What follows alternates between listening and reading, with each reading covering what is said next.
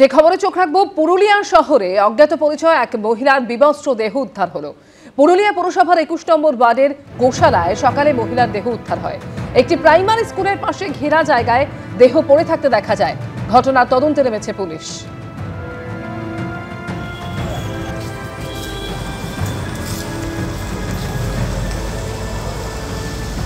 দশমী কাটতেই বিদ্রোহের সুর কুণালের মুখে।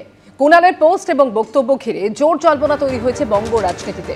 প্রচন্ড শক্তিশালী কেউ আমাকে পছন্দ না করলে আমিও তাকে পছন্দ করি না। আর কি বলেছেন কুণাল ঘোষ, শুনুন। লাস্ট হচ্ছে আপনি লিখছেন যে ব্যাট করার প্রস্তুতি রাখছি সসম্মানে। তা আমি আমার মতো আমি যে বাঁক আসুক, যে মাঠ খেলি, আর মাঠ তুমি যেখানেই যাবে মাঠে তো ঘাস থাকবে, ঘাস ফুল থাকবে। তো যদি আমি একটা কোনো পরিস্থিতি তৈরি হয় যে সেখানে আমাকে একটু অন্যরকম পরিস্থিতির মাঠ হচ্ছে, তো আমি খেলবো না। আমি 100% খেলার। আমি পৃথিবীর সকলের বিরুদ্ধে 2-4টে শুভানুধ্যায়ীকে নিয়ে একা ওই লোকাল থানা, সিবিআই, ইডি, এসএফআই ও জেল জীবন পার হয়ে দাঁড়িয়ে বলছি আমি এখনো মাথা তুলে আমি দাঁড়িয়ে আছি। কিন্তু আমি যে মাঠই হোক আমি আমার স্টাইলেই ব্যাট করব। আমি কোনো অবস্থায় সেখান থেকে কোনো রকম, আমি আবার বলছি, আমায় অন্তর থেকে ফিল করি যে আমায় কেউ ভালোবাসছেন, আমি তার জুতো পালিশ করে দেবো। কিন্তু আমি যদি দেখি মানে প্রচণ্ড শক্তিশালীও কেউ যে আমার পছন্দ না হয়, তাহলে আমি মানে আমিও তাকে পছন্দ করি না। মানে আমার এরকম কোনো বিষয় নেই। আমি পুরু হতে ভালোবাসি, আমার আলেকজান্ডার হওয়ার দরকার নেই। বাট আমি আমার মতো থাকবো, আমার মাঠে খেলবো। আমি ফলে এই একটা আবেগ থেকে করা, এর সঙ্গে রাজনীতি মানে আমি সেইগুলো করতে চাই না। আমি মনে করি আপনি একটা সময় মানে ভয়ঙ্কর, আমি মমতাদির সঙ্গে প্রত্যক্ষ রাজনীতিটা অতীতে ছাত্র পরিষদ করেছি, কংগ্রেস করেছি। আবার পরবর্তীকালে মমতাদির কাছাকাছি আসার পর দীর্ঘদিন ধরে তার সঙ্গে একটা দিদি ভাইয়ের সম্পর্ক, কিছু লোকের গাত্রদাহ হয়েছিল, একটা ডিস্টেন্স হয়ে গেছিল। কিন্তু তারপরে আমিও জানি আমি দিদিকে শ্রদ্ধা করি, শুধু নয় আমি ভালোবাসি। আবার দিদিও আমাকে সেইভাবে কাছে টেনে নিয়েছেন। আমার একটাই কথা, ভালোবাসলে আমি তার জুতো পালিশ করব। আর আমি হনুমান শ্রেণীতে পড়ি। আমার লেজে আগুন দিলে কিন্তু আমার মনে হয় তখন আমি হনুমান হিসেবে পারফর্ম করে দেবো। আপনি বলছেন যে যাদের সাফোকেশন হয়, শ্বাসকষ্ট হয়, আপনার দলের সহকর্মীদের অনেকের হয়েছে, অন্য দলে যাওয়ার উদাহরণও আছে, আপনার তেমনটা হবে না? না না, ওসব আমি ন্যাকামি বলে মনে করি। সাফোকেশন কি? এটা যেখানে দল আমাদের দল, আমরা দলের সৈনিক। দলের নেতারা যেমন বলবে যে এইভাবে চলতে হবে, এইভাবে চলতে হবে, এই লাইফস্টাইল হবে, সকলের উপর আমরা নজর রাখছি। প্রত্যেকটা কর্মীরও এভরি রাইট আছে নেতাদের উপর নজর রাখার। আর আমার ওসব দমবন্ধর নেই। আমি এটাকে আমার মানে মনে করি যে আমি এটা একটা দল, মমতা বন্দ্যোপাধ্যায় নেত্রী, অভিষেক বন্দ্যোপাধ্যায় সেনাপতি। ফলে আমার দমবন্ধ লাগলে আমি প্রেম করব দলে, ঝগড়া করব দলে, আমি যা বলার আমি দলে বলবো। সন্তোষ মিত্র স্কোয়ারের পুজো নিয়ে পুলিশের সঙ্গে প্রবল টানাপোড়েন তৈরি হয়েছিল অন্যতম উদ্যোক্তা ও বিজেপি কাউন্সিলর সজল ঘোষের। এই আবহে আজ নিরঞ্জন যাত্রার বদলে পরিবর্তন যাত্রার ডাক দিয়েছেন সজল ঘোষ। এই ঘটনায় পুজো নিয়ে সস্তা পলিটিক্স করার চেষ্টা, পাল্টা অভিযোগ কুণাল ঘোষের। এই যাত্রাকে আমরা পরিবর্তন যাত্রা হিসেবে দেখতে চাই।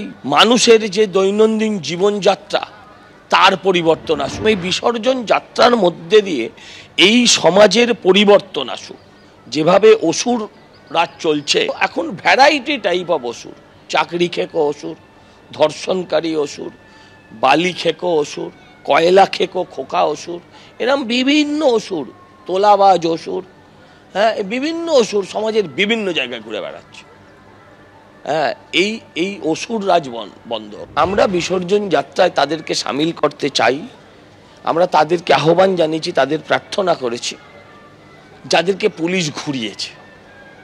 আমি সেই শিক্ষকদের আহ্বান জানিয়েছি যাদেরকে পুলিশ লাঠিপেটা করে চাকরিটা খেয়েছে। আমি সেই রাজ্য সরকারি কর্মচারীদেরকে আহ্বান জানাই যাদের ডিএটা সরকার দেয়নি। আমি সেই অভয়াদের আসতে অনুরোধ করি, আবেদন জানাই, যারা নীরবে চোখের জল ফেলছে। এরাই বলতেন দুর্গাপুজো হয় না, এরাই যখন মুখ্যমন্ত্রী বলতেন যে অনুদান দিয়েছেন পুজো অর্থনীতি, তখন এরা সব এই বিজেপি আপত্তি করেছে। আর এটা নিয়ে পুজোর একটা সস্তা পলিটিক্স এরা করতে চাইছে। মানুষ এসব এই করে মানুষের কাছে পৌঁছানো যায় না। আগামীকাল রাজ্য সরকারের পুজো কার্নিভাল রয়েছে, আর তার থেকে একদিন আগে আজই পরিবর্তন যাত্রার মাধ্যমে সজল ঘোষের পুজো বলে পরিচিত সন্তোষ মিত্র স্কয়ারের প্রতিমা বিসর্জন দেওয়া হবে। কার্নিভালের পাল্টা তিনি কোনো কিছু করছেন না বলে দাবি সজল ঘোষের। ওদের আবার পুজো কি? বিজেপিকে পুজো করতে গেলে তো হল ভাড়া করতে হয়, খোঁচা কুণাল ঘোষের। এটা কিন্তু পাল্টা কার্নিভালের ডাকনাম। এর পেছনে কোনো রাজনৈতিক নেতৃত্বের সাথে আমি এখনো অবধি কথা বলিনি। আমি সবাইকে আহ্বান জানিয়েছি। আমি শুধু শ্রমিক ভট্টাচার্য, শুভেন্দু অধিকারী, সুকান্ত দাকে আমি বলবো না, আমি আবেদন জানাচ্ছি আপামর সমস্ত রাজনৈতিক দলের কাছে, যারা মনে করেন অসুর শক্তির বিনাশটা আশু প্রয়োজন। তাদের নেতা নেত্রীদের কারুর কোনো পাড়া নেই, ক্লাব নেই, পুজো নেই। যে দু একজনের পুজো আছে তারা তৃণমূল থেকে গেছে, দল বদলুদের পুজো। আদি বিজেপিকে পুজো করতে গেলে ইজেডসিসিতে হল ভাড়া করে পুজো করতে হয়, ফলে ওটা পুজো পলিটিক্স হিসেবে করতে চাইছে। উৎসব শেষ, আর সেই সঙ্গে শুরু হয়ে গেল ভোট প্রস্তুতি। রণকৌশল তৈরি করতে ময়দানে নেমে পড়ল বিজেপি। দশমীর পরদিনই কলকাতায় পৌঁছে গেলেন বঙ্গ বিজেপির নির্বাচন কমিটির দায়িত্বপ্রাপ্ত পর্যবেক্ষক এবং সহ পর্যবেক্ষক। সল্টলেকে রাজ্য বিজেপি নেতাদের সঙ্গে বৈঠকও করলেন তারা। সূত্রের দাবি, এ মাস থেকেই ধারাবাহিক কর্মসূচি শুরু করে দিচ্ছে বিজেপি। অক্টোবর ও নভেম্বর জুড়ে চলবে লাগাতার কর্মসূচি। জানুয়ারি থেকে দ্বিগুণ তৎপরতা নিয়ে এ রাজ্যে ঝাঁপাবে বিজেপি। বৈঠকে ছিলেন এ রাজ্যের দায়িত্বপ্রাপ্ত বিজেপির নির্বাচনী পর্যবেক্ষক ভূপেন্দ্র যাদব এবং সহ পর্যবেক্ষক বিপ্লব দেব। ছিলেন রাজ্য বিজেপি সভাপতি শ্রমিক ভট্টাচার্য, বিরোধী দলনেতা শুভেন্দু অধিকারী, প্রাক্তন রাজ্য সভাপতি সুকান্ত মজুমদার সহ অন্যরা। পশ্চিমবঙ্গে এসআইআর এর পর বিজেপির স্ট্র্যাটেজি কি হবে তা নিয়েও আলোচনা হয়েছে বলে সূত্রের দাবি। ভোট চলে এসছে, স্বাভাবিকভাবে আমাদের নতুন ভোটের দায়িত্বপ্রাপ্ত নেতারা তারা পশ্চিমবঙ্গে আসার জন্য অনেকদিন ধরেই বলছিলেন। পুজোর মধ্যে আমরা বলিনি যে পুজোর মধ্যে আসলে আমাদেরও প্রোগ্রাম থাকে, সেটা অসুবিধা হয়, কিন্তু পুজো শেষ হতেই ওনারা চলে এসেছেন। ওনারা নির্বাচনের দায়িত্ব পেয়েছে, স্বাভাবিকভাবে তাদের দায়িত্ব পালন করতে এসেছেন, এবং এবার আমরা সকলে মিলে লড়াই করে মমতা বন্দ্যোপাধ্যায় সরকারকে উৎখাত করব। রাজনৈতিক পর্যটক পরিযায়ী যারা আছেন তারা যাতায়াত তো ভোট এলে তো ডেলি প্যাসেঞ্জারই তাদের বাড়ে, কিন্তু আসছেনটা কারা? বিপ্লব দেব ত্রিপুরায় উনি মুখ্যমন্ত্রী ছিলেন, ওনার পার্টি ওকে সরিয়ে দিয়েছে, ফলে এগুলোর কোনো রাজনৈতিক কোনো প্রভাব নেই। এরকম এর আগেও আমরা দেখেছি, নরেন্দ্র মোদী, অমিত শাহ, সারা ভারতের বিজেপির মুখ্যমন্ত্রী অমুক তমুক তারা সব এসছেন। চতুর্থ ভার মুখ্যমন্ত্রী মমতা বন্দ্যোপাধ্যায় শপথ নেবেন। 2019 সালের লোকসভা ভোটের বিধানসভা ভিত্তিক ফল অনুযায়ী বিজেপি এগিয়ে ছিল 121টি আসনে। 2021 সালের বিধানসভা ভোটে বিজেপি এ রাজ্যে 77টি আসনে জিতেছিল, আর 2024 সালের লোকসভা ভোটের বিধানসভা ভিত্তিক ফলাফল অনুযায়ী তারা এগিয়ে ছিল 90টি আসনে।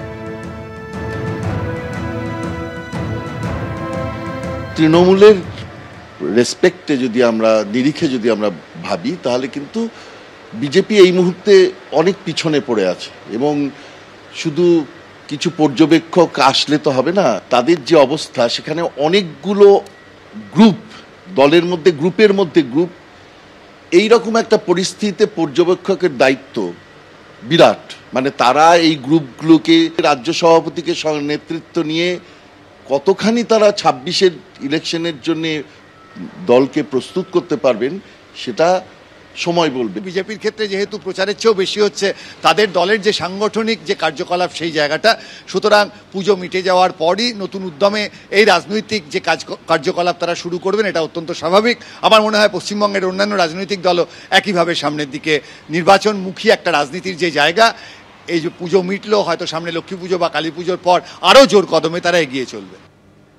শুধু বিজেপি নয়, ভোট প্রস্তুতে এগিয়ে রয়েছে শাসক দলও। দশমী পেরোতেই শাসক দলের নজরে 26-এর বিধানসভা ভোট। সূত্রের খবর, 5 তারিখ অর্থাৎ রবিবার থেকেই ব্লকে ব্লকে শুরু হবে তৃণমূলের বিজয়া সম্মেলনী। এর জন্য 50 জন বক্তার নাম বাছাই করা হয়েছে। এই তালিকায় রয়েছেন তৃণমূলের একাধিক সাংসদ, বিধায়ক, মন্ত্রী এবং ছাত্র যুবর নেতারা। তৃণমূল সূত্রে খবর, অভিষেক বন্দ্যোপাধ্যায় নামের তালিকা বাছাই করেছেন এবং তা অনুমোদন করা হয়েছে।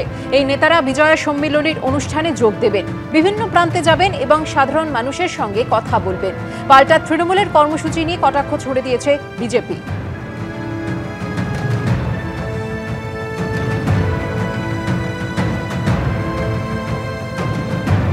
এখন তো চারদিক থেকে চিল শকুন, তারা নানা ধরনের রাজনৈতিক সামাজিক ভেদাভেদ বীজ ছড়াচ্ছে।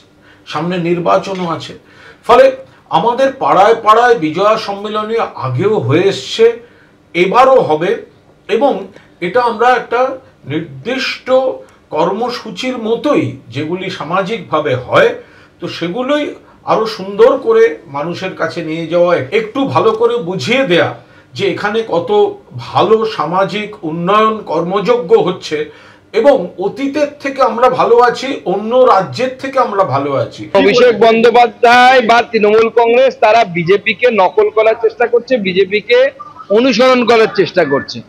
বিজেপি বিগত বেশ কয়েক বছর ধরে বিজয়া সম্মেলনী করে, এটাকেই তৃণমূল কংগ্রেস ফলো করার চেষ্টা করছে। জনসংযোগ তো হবে না, জনতোলা হবে, জনতোলাবাজি হবে। কারণ ওই বিজয়া সম্মেলনীকে সামনে রেখে বেশ কিছু তৃণমূল নেতা লোকাল ব্যবসায়ী, দোকানদার এদের কাছ থেকে মাল হাতিয়ে নেবে। বিজেপি তৃণমূলের মতন পুজো মিটতেই এবার ভোটের ময়দানে নামা তোড়জোড় শুরু করে দিল কংগ্রেসও। দ্রুততার সঙ্গে প্রত্যেক জেলায় বুথ কমিটি গঠনের নির্দেশ দেওয়া হয়েছে প্রদেশ কংগ্রেস নেতৃত্বের তরফে। কিন্তু প্রশ্ন হলো, 26-এর বিধানসভা নির্বাচনে কংগ্রেস কি একা লড়বে নাকি অতীতের মতন বামেদের সঙ্গে জোট করবে? সূত্রের খবর, এই নিয়ে এখনো দ্বিধাবিভক্ত এ রাজ্যের কংগ্রেস নেতৃত্ব। আপাতত এ রাজ্যের 294টি বিধানসভা আসনেই সাংগঠনিক শক্তি বাড়ানোর উপর জোর দিচ্ছেন তারা। দলের নতুন বক্তাদের তুলে আনতে পুজোর আগে ট্যালেন্ট হান্ট কর্মসূচিও করেছে কংগ্রেস। কংগ্রেস সূত্রে দাবি, পুজোর পরই বিজেপির বিরুদ্ধে রাহুল গান্ধীর তোলা ভোট চুরির অভিযোগকে সামনে রেখে রাজ্য জুড়ে জোরদার প্রচারে নামতে চলেছে তারা।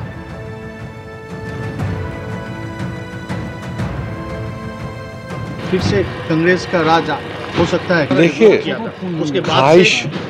ख्वाहिश भी हमारी है और कोशिश भी हमारी है। हमारी फिलहाल एफर्ट है, हमारी यहाँ थोड़ी तंजीम जो ऑर्गेनाइजेशन वो डेड पड़ी हुई थी, तो पहली कोशिश है हमारी ऑर्गेनाइजेशन को एक्टिवेट टॉप टू बॉटम।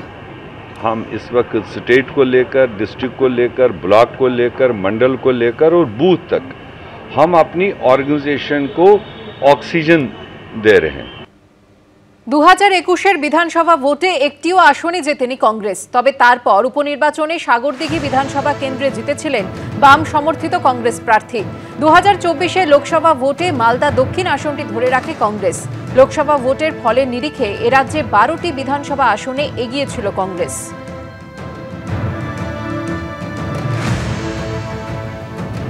যে কোনো রাজনৈতিক দলের তাদের লক্ষ্য হওয়া উচিত তাদের সাংগঠনিক কাঠামোকে মজবুত করা, এটা কোনো অন্যায় নয়।